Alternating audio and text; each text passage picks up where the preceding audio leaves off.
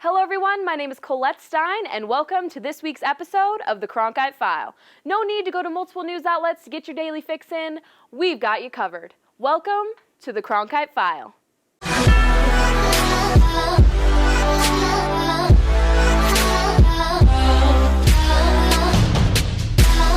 Here at the Cronkite File, we have students who are not just experts in one topic, but 5. Now, without further ado, let's get started. Hello everyone, my name is Chancellor Johnson, and this week in Phoenix is only the beginning of April, but it will feel like the middle of the summer. We start off the week in the 90s with Monday and Tuesday with highs of 93 and 94 degrees, then work our way up to 97 degrees on Wednesday. But as the week goes on, the temperatures will get cooler with highs in the 80s, 84 on Thursday and Friday, Saturday at 83 before dropping to 77 on Sunday.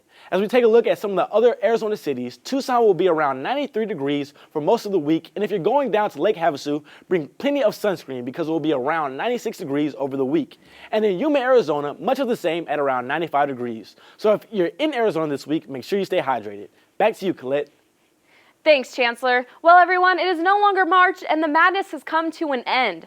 With more on the end of the NCAA tournament, here's Bailey O'Carroll. And following that is Jade Hansen with some news on NASCAR. Take it away, ladies. Thanks, Colette. My name is Bailey O'Carroll. This has been quite the transition week in the sports world. The college basketball season is winding down and baseball is just getting started. But first, some college basketball recruiting news that no one saw coming. 5-star forward Thon Maker announced Sunday night via Bleacher Report that he's decided to forego his college career and enter his name into the 2016 NBA draft. This leaves 5 college coaches across the country, including none other than ASU head coach Bobby Hurley, with an open spot on their rosters for next season that they all hope to be filled by the 7-foot Sudan native. Maker is expected to start pre-draft workouts in the coming weeks. The Final Four of the NCAA tournament couldn't compare to the excitement of the first rounds. Houston was buzzing this weekend with the magic that is March Madness. It was a game full of 2 seeds as Oklahoma took on Villanova. In the first half, the Wildcats completely dominated, shooting 67% from the field while forcing 9 turnovers on the Sooners. Buddy Hield racked up a quick 5 points but was kept in check the rest of the game. Going into halftime, Villanova was up 42-28. In the second half, the Wildcats absolutely dominated Oklahoma, beating the Sooners by an eye-popping 44 points, the most lopsided victory in NCAA tournament history. Villanova shot 71% from the field, the second highest in NCAA tournament history.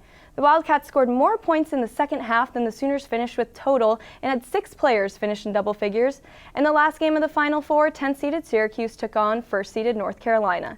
It was a close game through the first 12 minutes before the Tar Heels went on a 21-10 run. However, Syracuse, who had trailed by double digits in each of its last 2 games, shot only 35% from the field.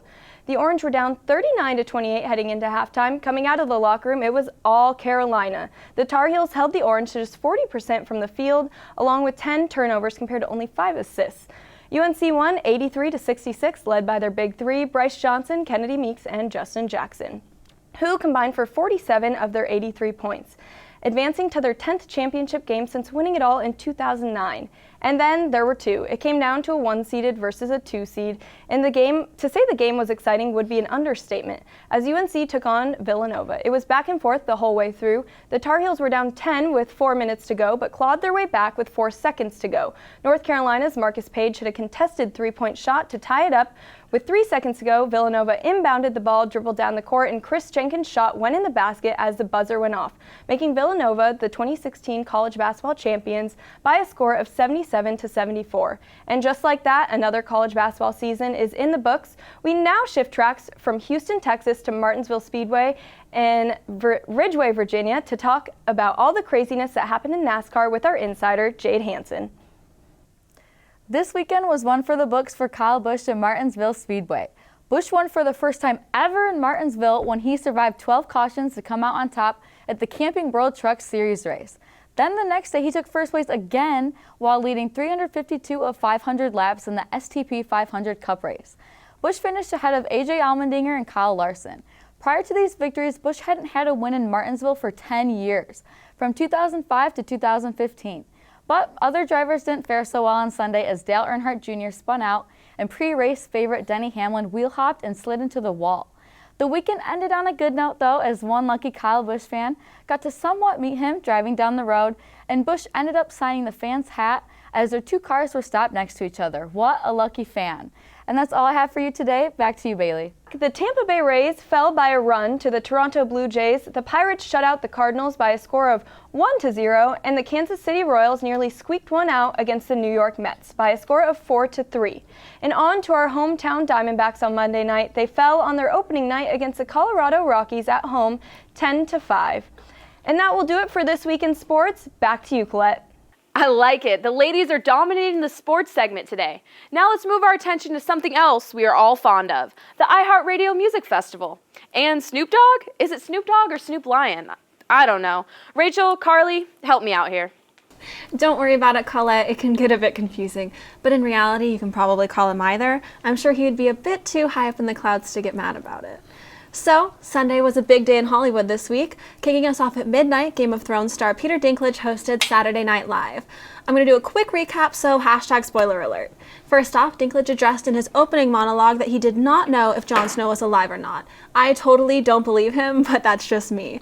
Other than that, he started a parody of Naked and Afraid with Leslie Jones, and he and musical guest Gwen Stefani interrupted a mob deal with a song about space pants. If you haven't seen it yet, you should totally check it out.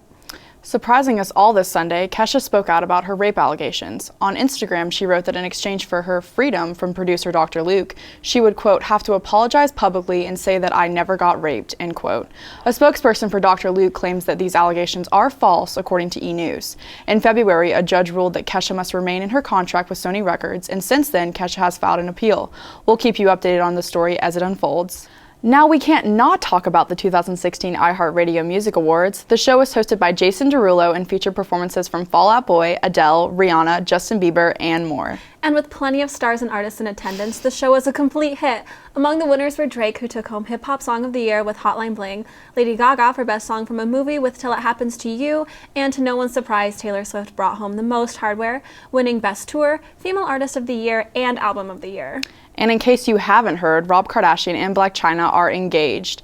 They announced it Monday night via Instagram. That's all we have for you this week, but now to Anthony Luna for more entertainment. A rapper cooks up some meals and a meal cooks up some bars. Snoop Dogg said he'll buy Roscoe's Chicken and Waffles, a popular chain of restaurants in Southern California who have served the likes of Kendrick Lamar and 50 Cent and even Obama.